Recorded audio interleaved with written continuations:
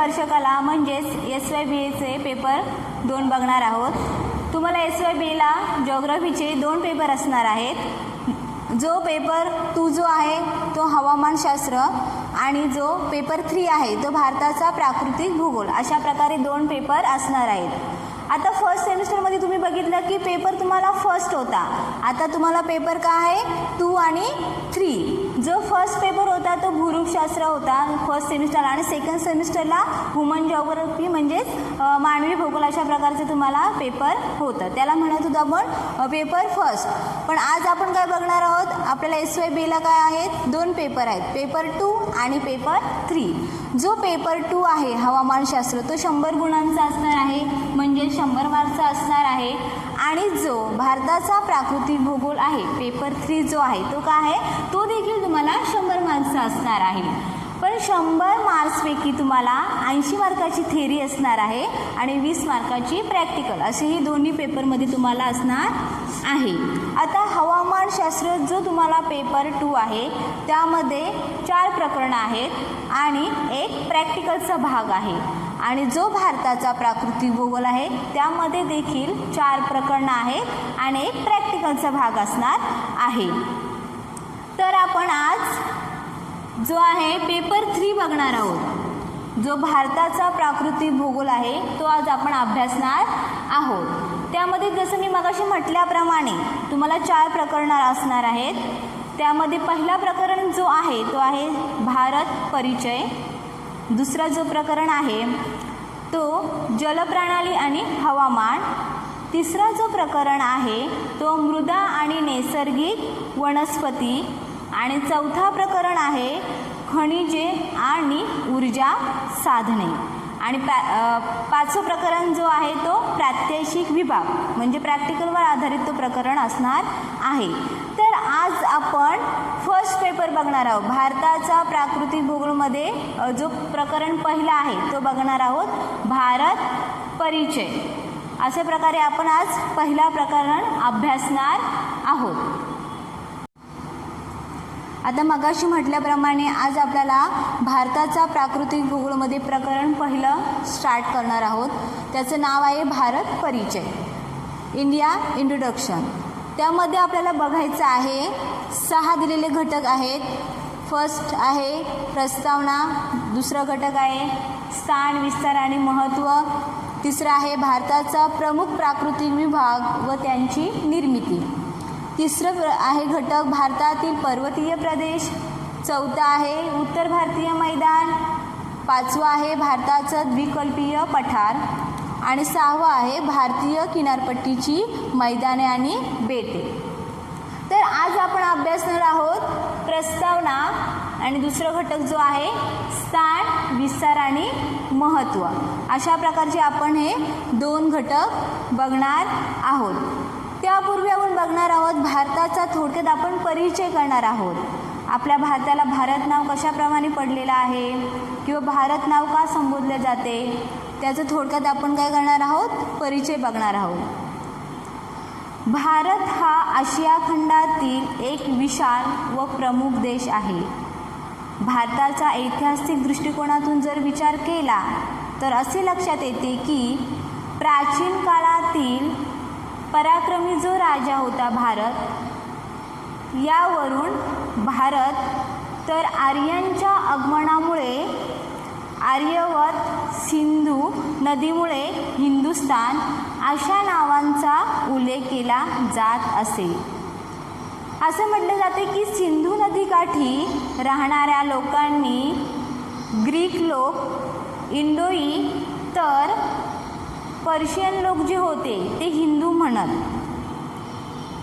European लोक सिंधू नदीला Indus म्हणत, तर त्या सभोवतालच्या प्रदेशास इंडिया असे संबोधले येऊ लागले.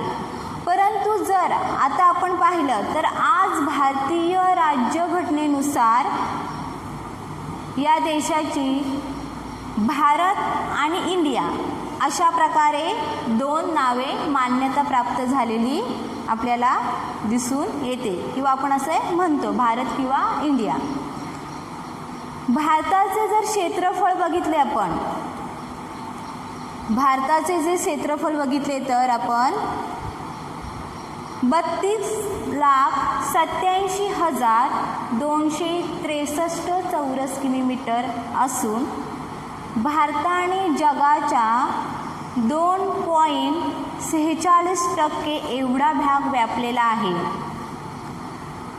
जगात क्षेत्रफळाच्या दृष्टीने जर विचार केला तर रशिया, कॅनडा, चीन, संयुक्त संस्थाने, ब्राझील, ऑस्ट्रेलिया यानंतर भारताचा 7वा क्रमांक लागतो. भारतात एकूण 29 घटक राज्य असून 7 केंद्रशासित प्रदेश आहेत. तसेच भारतामध्ये राजस्थान जो प्रदेश आहे ते सर्वात मोठे क्षेत्रफळाने असून जो गोवा प्रदेश आहे तो क्षेत्रफळाने छोटा आहे किंवा लहान आहे असे म्हटलं जातं. आता आपण बघणार आहोत नंतरचा पॉईंट, भारताचे स्थान व विस्तार. आपण पहिले बघणार आहोत भारताचे जे सापेक्ष स्थान व विस्तार का आहे. भारताचे 2 प्रकारचे विस्तार केलेले आहेत. पहिला आहे भारताचे सापेक्ष स्थान व विस्तार आणि दुसरा आहे भारताचे निरपेक्ष स्थान व विस्तार. आता भारताचे सापेक्ष स्थान म्हणजे नेमकं काय, तर ते आपण या जी तुम्हाला छायाचित्र दिसत आहे, जो नकाशा दिसत आहे स्क्रीनवर, त्यामध्ये आपण बघणार आहोत भारताचे सापेक्ष स्थान व विस्तार नेमकं काय.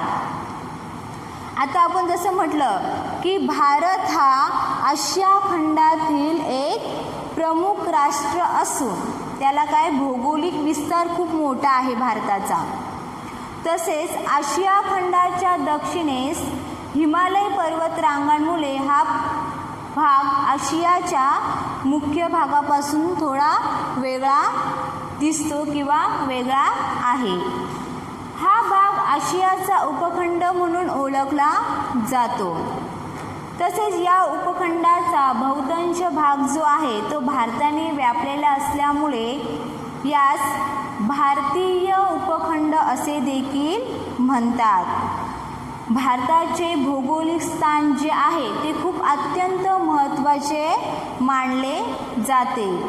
जर आपण भारताच्या स्थानाचा विचार केला तर असे लक्षात येते की भारताचे जे सापेक्ष स्थान आहे ते आशिया खंडाच्या दक्षिणेस आहे. आशिया खंडाच्या दक्षिणेस आहे, तर भारताच्या पश्चिमेकडे व वायव्येकडे दक्षिणेस श्रीलंका हा देश आहे असे आपल्याला निदर्शनास येते. तसेच भारताच्या पूर्वेस बंगालचा उपसागर, पश्चिमेस अरबी समुद्र व दक्षिणेस हिंदी महासागर आहे. त्यामुळे आपल्या देशाला म्हणजे भारताला 7,517 किलोमीटर लांबीचा बेटांसहित सागरी किनारा लाभलेला आहे.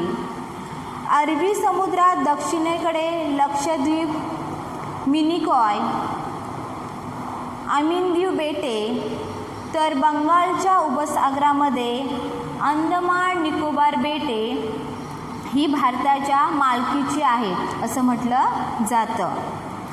भारताच्या सागरी प्रदेशात एकूण 599 बेटे आहेत. तसेच भारताच्या सापेक्ष स्थानाच्या बाबतीत असे म्हणता येईल की आपल्याला उत्तरेकडे हिमालय पर्वत, दक्षिणेकडे हिंदी महासागर, पूर्वेकडील बंगालचा उपसागर व पश्चिमेकडील अरबी समुद्राच्या दरम्यान भारत हा देश आपल्याला असलेला पाहावयास मिळतो. त्यानंतर आपण बघणार आहोत भारताचे निरपेक्ष स्थान व विस्तार. आता भारताचे निरपेक्ष स्थान व विस्तार कशाला म्हणायचं ते आपण बघणार आहोत. आता आपण पहिले काय बघितलं, भारताचे सापेक्ष स्थान. आता आपण काय बघणार आहोत, भारताचे निरपेक्ष स्थान.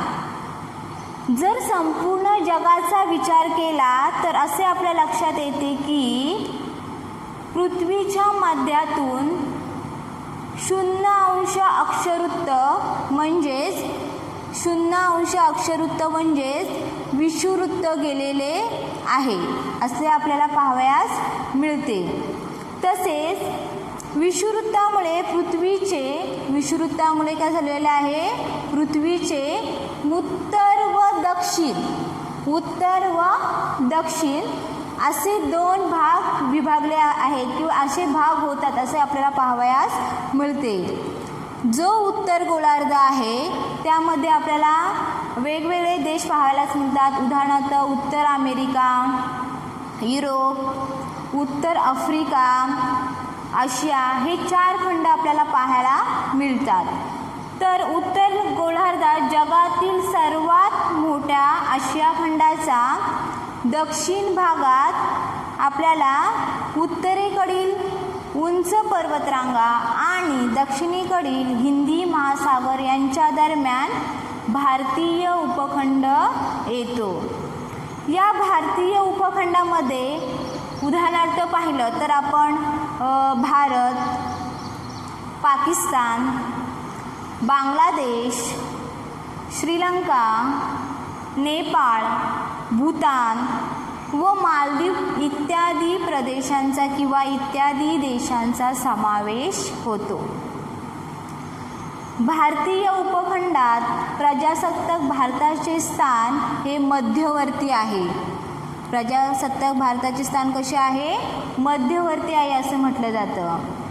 उत्तर गोलार्धात भारताचा जर अंशात्मक विस्तार जर आपण पाहिला तर 8°4' उत्तर अक्षरवृत्त ते 37°6' उत्तर अक्षरवृत्तांच्या दरम्यान असलेला पाहावयास मिळतो. भारताचे जे अतिउत्तरेकडील टोक आहे ते काश्मीरमध्ये येते, तर अतिदक्षिणेकडील जे टोक आहे ते केप कामोरीनमध्ये आहे. भारताची जर आपण उत्तर दक्षिण लांबी पाहिली तर 3214 किलोमीटर इतकी आहे. भारताच्या मध्यातून आपल्याला इथं दिसेल, भारताच्या मध्यातून कर्कवृत्त गेलेले आहे. तसेच भारताचे हवामान मुख्यतः जे आहे ते उष्णकटिबंधीय आहे. भारताच्या कर्कवृत्त जो आहे त्याच्या उत्तरेकडील भाग जो आहे तो समशीतोष्ण आहे, तर दक्षिणेकडे जे येणारे आहेत ते काय आहे, उष्ण वारे उत्तरेकडील हिमालय पर्वतामुळे अडवले जातात. त्यामुळे तेथील हवामान हे कसे आहे, आपल्याला उष्णकटिबंधीय आहे असे पाहावयास मिळते किंवा उष्णकटिबंधीय बनते. अशा प्रकारे आपल्याला काय भारताचे निरपेक्ष स्थान व विस्तार पाहायला मिळतो.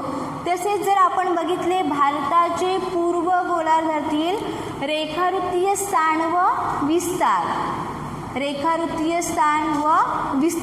आता रेखावृत्तीय आणि अक्षरवृत्तीय तुम्ही म्हणाल म्हणजे काय, तर अक्षरवृत्तीय म्हणजे भारताच्या नकाशावर ज्या काल्पनिक आडव्या रेषा असतात त्यांना अक्षरवृत्त असे म्हणतात, आणि ज्या भारताच्या रेखावृत्तीय म्हणजे ज्या उभ्या रेषा असतात, काल्पनिक उभ्या रेषांना काय म्हणतात, रेखावृत्तीय असे म्हणतात. आता आपल्याला काय बघायचं आहे, भारताचं पूर्व गोलार्धातील रेखावृत्तीय स्थान आणि विस्तार बघायचं आहे. पृथ्वीवर 0° हे ग्रीनिच म्हणजे लंडन रेखावृत्त ही जागतिक प्रमाण रेखावृत्त मांडण्यात आलेला आहे. या रेखावृत्ताच्या पूर्वेकडील भागाला पूर्व गोलार्ध असे म्हणतात. तर पूर्व गोलार्धात प्रामुख्याने युरोप, आफ्रिका, आशिया व ऑस्ट्रेलिया या खंडांचा समावेश होतो. तर पूर्व गोलार्धात इंग्लंडपासून जपानपर्यंत भागांचा त्यामध्ये समावेश होतो. जर आपण पूर्व गोलार्धात भारताचा अंशात्मक जर विस्तार पाहिला तो आहे 68.7 पूर्व रेखावृत्त ते 97.25 पूर्व रेखावृत्ताच्या दरम्यान आहे. भारताची जर आपण पूर्व पश्चिम लांबी बघितली तर 2933 किलोमीटर आहे आणि भारताच्या मध्यातून 82.30 पूर्व रेखावृत्त अलाहाबाद जवळून गेलेलं असल्यामुळे आपल्याला जी अलाहाबादची स्थानिक वेळ आहे ती भारताची प्रमाण वेळ अशी मानली जाते. भारताची प्रमाण वेळ ही जी आहे ती ग्रीनिच वेळेपेक्षा 5 तास 30 मिनिटांनी पुढे आहे. जर आपण बघितलं की लंडनमध्ये म्हणजे ग्रीनिचमध्ये जर 12 वाजलेले असतील तर त्याच वेळी भारतामध्ये आपल्या सायंकाळचे 5:30 वाजलेले असतात. अशा प्रकारे हे भारताचे निरपेक्ष स्थान व विस्तार आपण पाहिला. अशा प्रकारे 2 प्रकार पडतात स्थान आणि विस्तारमध्ये. पहिला आहे भारताचे सापेक्ष स्थान व दुसरा आहे भारताचे निरपेक्ष स्थान.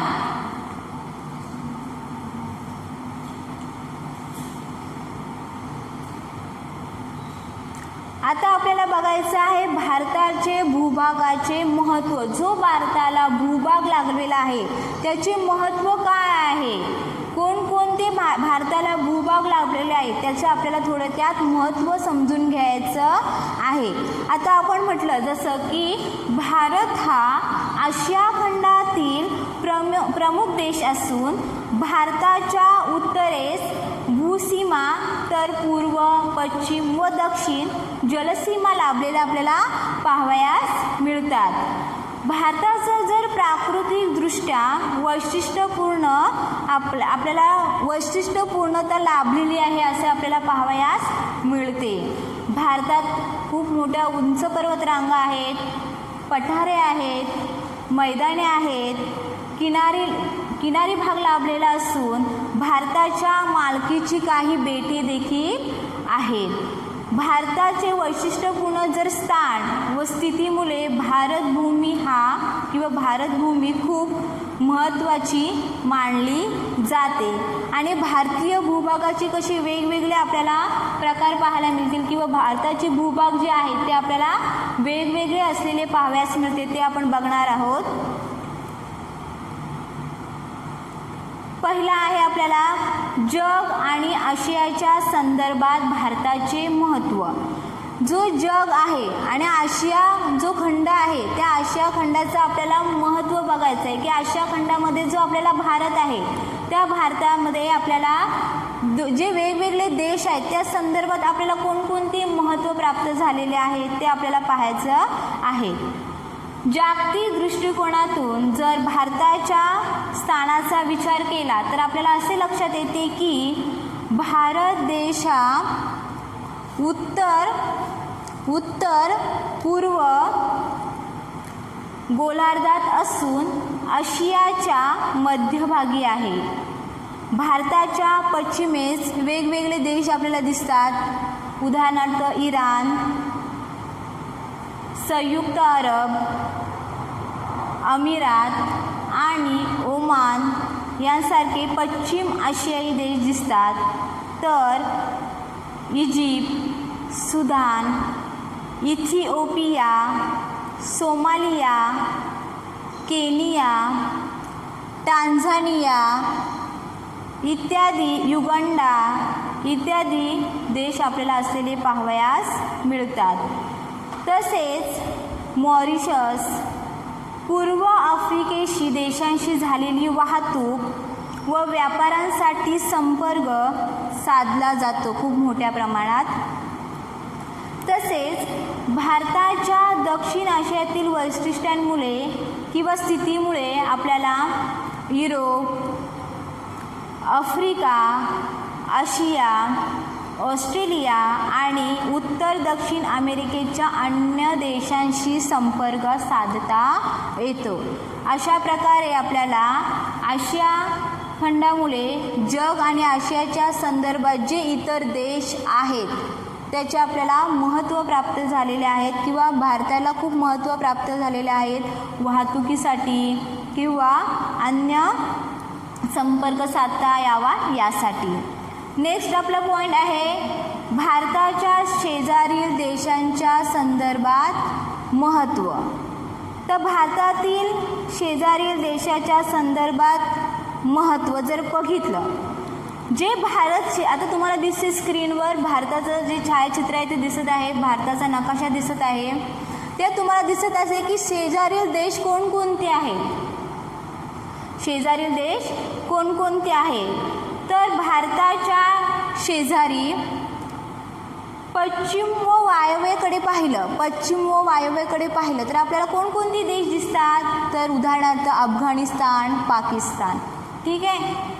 त्याच्यानंतर आपण जर बघितलं तर उत्तरेस कोणकोणते दिसतात आपल्याला देश तर उत्तरेस चीन, नेपाळ, इकडे भूतान अशा प्रकारचे देश आपल्याला दिसलेले पाहावयास मिळतात. तसेच दक्षिणेस श्रीलंका, पूर्वेस बांगलादेश अशा प्रकारे आपल्याला भारताच्या शेजारील जे देश आहेत त्यांच्या संदर्भात आपल्याला थोडक्यात माहिती किंवा महत्त्व आपल्याला लाभलेले दिसते. आता यांच्या संपर्कामुळे आपल्याला काय झालेलं आहे जे भारत व पाकिस्तान रेल्वे व रस्ते मार्गाने जोडले गेलेले असल्यामुळे पाकिस्तानाशी संपर्क साधणे सुलभ झालेले आहे. तसेच सतलज घळईतून योग्य हवामानामुळे तिबेटशी महामार्गाने संपर्क साधता येतो. तसेच जो नेपाळ आहे, भूतान आहे, त्या भूमार्गाने जोडले गेलेले जे वाहतूक आहे त्यामुळे काय झालेलं आहे खूप मोठ्या प्रमाणात व्यापार चालतो. अशा प्रकारे भारतीय या देशाचे सलोख्यांचे संबंध जे आहेत जे भारताच्या आपल्याला शेजारी देश दिसतात त्यांच्याशी, त्यामुळे आपल्याला काय झालेलं आहे त्या देशांपासून थोड्या प्रमाणात का होईना काय झालेलं आहे महत्त्व प्राप्त झालेलं आहे.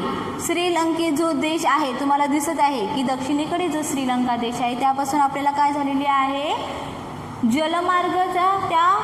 जलमार्ग व्यापार खूप मोठ्या प्रमाणात चालतो भारताचा आणि श्रीलंकाचा. अशा प्रकारे वाहतूक प्राप्त झालेली आहे. तसेच महामार्ग जोडले गेलेले आहेत, रस्ते जोडले गेलेले आहेत. त्यामुळे भारताशेजारी जे देश आहेत त्यांचा काय झालेला आहे आपल्याला थोडक्यात संदर्भात महत्त्व प्राप्त झालेला आहे. नेक्स्ट पॉईंट आहे आपला सागरी किनाऱ्यांच्या दृष्टीने महत्त्व. आता भारतीय भूभागाचे जे सागर किनारा जो आहे त्याच्या दृष्टीने आपल्याला महत्त्व प्राप्त झालेले आहे. ते कशा प्रकारे झालेले ते आपण बघू. भारताचा जो पश्चिम भाग आहे तो अरबी समुद्र, पूर्वेस बंगालचा उपसागर, दक्षिणेस हिंदी महासागर आहे. भारताचा सुमारे 5680 किलोमीटर लांबीचा किनारा लाभलेला असून पश्चिम किनाऱ्यावर जो पश्चिम किनारा आहे इथे आपल्याला पाहावयास मिळते नकाशामध्ये. जो पश्चिम किनारा आहे त्यामध्ये आपल्याला उदाहरणार्थ कांडला, मुंबई, पणजी, मंगलोर व कोचीन, तर पूर्व किनाऱ्यावर तुतीकोरीन, चेन्नई, विशाखापट्टणम, पाराद्वीप आणि हल्दिया ही प्रमुख बंदरे असलेली आपल्याला इथे पाहावयास मिळतात. या बंदरातून आपण खूप मोठ्या प्रमाणात जे पूर्वीकडील देश आहेत त्यांच्याशी जलमार्गाने वाहतूक व्यापार खूप मोठ्या प्रमाणे चालतो. आता जो आपल्याला भारताला सागर किनारा लाभलेला आहे त्यामधून आपल्याला खूप मोठ्या प्रमाणात सोडियम क्लोराईड सारखी खनिजे, मोती प्राप्त होतात. तर अंतर्गत भागात खूप मोठ्या प्रमाणात मासेमारी चालते. तसेच समुद्रकिनारे पर्यटकांचे आकर्षण असून यामुळे देशाच्या अर्थव्यवस्थेमध्ये खूप मोठ्या प्रमाणात हातभार लागलेला असलेला पाहावयास मिळतो. अशा प्रकारे जो सागर किनारा आहे त्यामुळे त्या दृष्टीने आपल्या भारताचा जो भूभाग आहे सागरी त्याने खूप आपल्याला महत्त्व प्राप्त झालेलं आहे. नेक्स्ट आपण बघणार आहोत हिमालय पर्वतीय प्रदेशाचे महत्त्व. जो आपल्या भारताला हिमालय पर्वत लाभलेला आहे त्याचे आपल्याला काय महत्त्व आहे ते आपण जाणून घेऊ. आता तुम्हाला नकाशामध्ये दिसेल जो उत्तरेकडील भाग आहे तो आपल्याला थोडक्यात हिमालय पर्वत आहे असं म्हटलं जातं. त्यामधून आपल्याला हिमालय पर्वताचे आपल्याला भारताला काय महत्त्व प्राप्त झालेले आहे ते आपण बघणार आहोत. भारताची जर उत्तर सीमेवर पूर्व पश्चिम दिशेने हिमालय हा पर्वत पसरलेला असलेला आपल्याला पाहावयास मिळतो. नकाशामध्ये पण तुम्हाला दिसेल की जो उत्तर आणि पूर्व पश्चिम भागच काय झालेला आहे आपल्याला थोडक्या प्रमाणात पर्वतीय प्रदेश किंवा हिमालय पर्वत हा जो आहे तो पसरलेला आहे. या पर्वताच्या नैसर्गिक भूसीमेमुळे उत्तरेकडून शत्रूंपासून देशांचे संरक्षण होते. तसेच उत्तरेकडून जे येणारे थंड वारे आहेत ते खूप मोठ्या प्रमाणात ही जी पर्वतरांग आहे त्यामुळे खूप मोठ्या प्रमाणात अडवले जातात. तसेच वाहतुकीसाठी इत्यादी तसे व्यापार मार्ग म्हणून खूप मोठ्या प्रमाणात उपयोगी पडलेले आहे. आता नद्यांच्या हिमालयामधून ज्या नद्या वाहतात त्यांच्या नद्यांच्या उगमामुळे वर्षभर पाण्याची उपलब्धता, नद्यांच्या मुखाजवळ जलवाहतूक, विपुल व प्राणी संपदा, तसेच बॉक्साईट, तांबे इत्यादी खनिजांची उपलब्धता, तसेच बद्रीनाथ, केदारनाथ जी धार्मिक स्थळे आहेत, तसेच जम्मू काश्मीरमधील आकर्षक पर्यटन जे केंद्र आहेत त्यामुळे हा प्रदेश जो आहे तो खूप मोठ्या प्रमाणात अत्यंत महत्त्वाचा मानला जातो भारताच्या दृष्टिकोनातून. तसेच येथे नेहमी भूप्रदेशामध्ये संशोधकांना नवीन संशोधकांसाठी एक नवीन पर्वणीच आहे. त्यामुळे भारताच्या दृष्टीने जो पर्वतीय भाग आहे, हिमालयाचा जो पर्वतीय भाग आहे तो खूप मोठ्या प्रमाणात महत्त्व प्राप्त करतो किंवा ते खूप मोठ्या प्रमाणात प्रदेशाचे महत्त्व आहे. नंतर आपण बघणार आहोत उत्तर भारतीय मैदानाचे महत्त्व. जे भारताला जो उत्तर भाग लाभलेला आहे त्यामध्ये मैदानाचे महत्त्व आपल्याला जाणून घ्यायचं आहे. जो भारताला उत्तर भारतीय मैदान लाभलेला आहे त्याची आपण काय बघणार आहोत, थोडक्यात माहिती बघणार आहोत. हिमालय पर्वत आणि द्विकल्पीय पठार या दरम्यान उत्तर भारतीय मैदान हिमालय व द्विकल्पीय पठारावरून ज्या नद्यांनी वाहून आणलेल्या त्यांच्या गाळाच्या संचयनातून निर्माण झालेले आहे. काय तर मैदाने. येथे खूप मोठ्या प्रमाणात सुपीक गाळाची मृदा, वर्षभर पाणी पुरवठा, यामुळे काय होतं तर शेतीचा विकास खूप मोठ्या प्रमाणात ह्या भागामध्ये चालतो. तसेच कृषी उत्पादनावर आधारित साखर कारखाने, कापड गिरण्या याशिवाय इतर अनेक उद्योगधंद्याचा विकास होऊन वाहतूक व दळणवळणाचे जे जाळे आहेत ते खूप मोठ्या प्रमाणात निर्माण झालेले असलेले पाहावयास मिळतात. या प्रदेशातून वाहणाऱ्या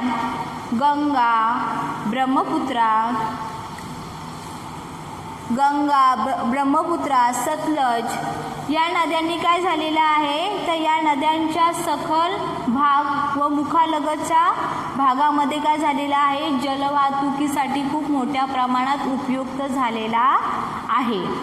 उदाहरणार्थ आपण जर पाहिलं तर पश्चिम बंगालमधील कच्चा माल,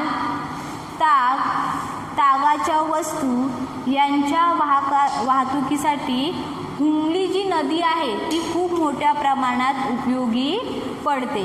म्हणून भारताला जे उत्तर मैदान लाभलेला आहे, उत्तर भारतीय मैदान लाभलेला आहे, जो भूभाग लाभलेला आहे तो भारताच्या दृष्टिकोनातून खूप महत्त्वाचा आहे. नेक्स्ट बघणार आहोत आपण द्वीपकल्पीय पठारांचे महत्त्व. जो भारताला द्विकल्पीय पठार लाभलेला आहे त्याची आपण काय बघणार आहोत, थोडक्यात आपण माहिती बघणार आहोत. उत्तर भारतीय मैदानाच्या दक्षिणेपासून ते दक्षिणेस कन्याकुमारीपर्यंत काय लाभलेला आहे, पठारांचा जो विस्तार आहे तो खूप मोठ्या प्रमाणात आहे. या पठारांच्या वायव्येस अरवली पर्वत, ईशान्येस राजमहल टेकड्या आहे. तसेच पूर्वेस पूर्वघाट ही डोंगरांची तुटक रांग असून पश्चिमेस पश्चिम घाट तर दक्षिणी उत्तर आहे. या पठारांचा जर आपण आकार पाहिला तर उत्तरेकडील रुंद असून दक्षिणेकडे निमुळता होत गेलेला आहे. त्यामुळे त्यांचा आकार आपल्याला जो आहे तो कसा पाहावयास मिळतो, त्रिकोणाकृती असलेला पाहावयास मिळतो. आता पठारामुळे खूप मोठ्या प्रमाणात खनिज संपत्ती लाभलेली आहे. उदाहरणार्थ आपण बोलतो छोटा नागपूरचा पठार, किंवा त्यापासून अजून आपल्याला सुपीक मृदा, कृषी उत्पादने, जलसिंचन, जलविद्युत निर्मिती, पशुधन, वाहतूक मार्गांचा विकास यामुळे उद्योगधंद्यांची निर्मिती जी आहे ती खूप मोठ्या प्रमाणात असलेली पाहावयास मिळते किंवा खूप मोठ्या प्रमाणात झालेली आहे. तसेच धार्मिक स्थळ व पर्यटन केंद्राच्या आकर्षणामुळे हा प्रदेश जो आहे, पठारांचा जो प्रदेश आहे तो खूप मोठ्या प्रमाणात असलेला आपल्याला पाहावयास मिळतो किंवा खूप मोठ्या प्रमाणात जो आहे तो समजला जातो. नेक्स्ट आपला पॉईंट आहे भारतीय बेटांचे महत्त्व. आता भारताला जे बेटे लाभलेले आहे ते देखील खूप महत्त्वाचे आहे. जो भूभाग आहे तो खूप महत्त्वाचा मानला जातो. आता जे आइसलँड आहेत म्हणजे जे बेटे आहेत ते उदाहरणार्थ बंगालच्या उपसागरात, अंदमान आणि निकोबार, तसेच नैऋत्य अरबी समुद्रात, लक्षद्वीप आणि मिनिकॉय बेटांचा समूह जो आहे तो खूप मोठ्या प्रमाणात असलेला पाहावयास मिळतो. तसेच जो भारतात शेजारील जी सागरी बेटे आहेत त्यांच्यामध्ये आपल्याला एकूण 599 बेटे असून अंदमान व निकोबार जो बेट आहे त्यामध्ये आपल्याला 572 लक्षद्वीप समुद्रात 27 बेटे असलेले पाहावयास मिळतात किंवा 27 बेटे आहेत. अशा प्रकारे भारतीय बेटांचे देखील आपल्याला खूप महत्त्व प्राप्त झालेले आहे. तसेच भारतीय बेटे जे आहेत त्यांनी अनेक सौंदर्य दृष्टीमुळे पर्यटकांचे आकर्षण झालेले आहे. तसेच लाखो विदेशी आणि भारतीय पर्यटक दरवर्षी येथे भेट देऊन निसर्गाचा जो आनंद आहे तो घेत असतात. येथे खूप मोठ्या प्रमाणात विपुल वनस्पती, मासेमारी व्यवसाय, जलवाहतूक व मळ्यांच्या शेतीतून नारळ, कॉफीचे उत्पादन इत्यादी घटकांमुळे या बेटांना अलीकडच्या काळात जो आहे तो खूप मोठ्या प्रमाणात काय झालेला आहे, महत्त्व प्राप्त झालेला आहे. त्यामुळे आपण अशा प्रकारे पाहिलं की भारतीय भूभागाचे जे महत्त्व आहे ते खूप मोठ्या प्रमाणात आपल्याला लाभलेलं आहे. आज आपण काय बघितलं तर भारताचे स्थान, विस्तार आणि जे भूभाग, भारताला जे भूभाग लाभलेले आहेत, जे महत्त्व पाहिलेले आहेत त्या भूभागाचे. नेक्स्ट व्हिडिओमध्ये आपण बघू भारताचे प्राकृतिक विभाग व त्यांची निर्मिती.